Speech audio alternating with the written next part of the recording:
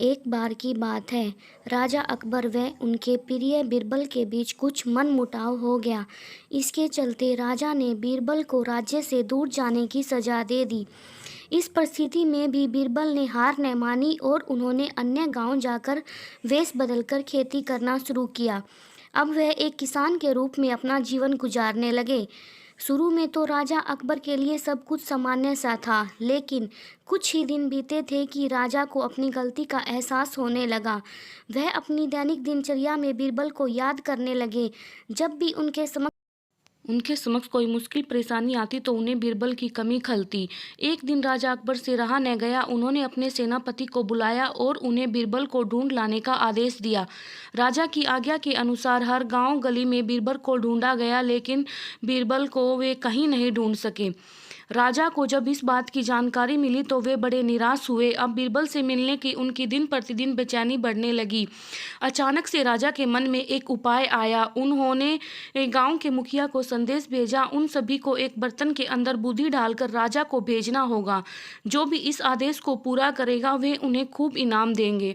सभी गांववासी राजा के इस अजीब गरीब आदेश को सुनकर परेशान थे। सभी सोचकर हैरान थे कि बुद्धि को किस प्रकार एक बर्तन में भरा जाए।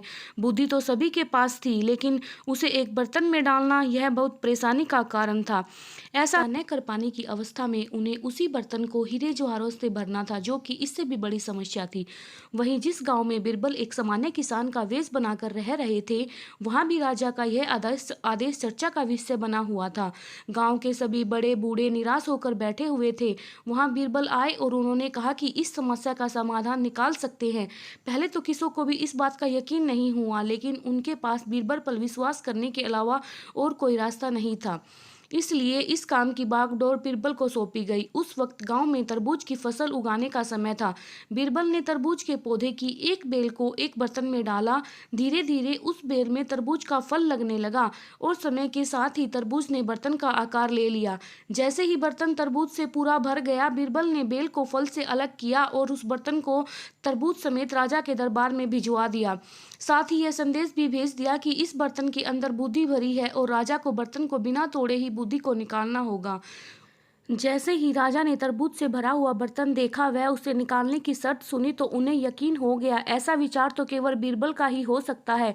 उन्होंने जल्दी से अपना घोड़ा मंगवाया और बीरबल को अपने साथ वापस लाने के लिए गांव की ओर चल दिए। कहानी से सीख।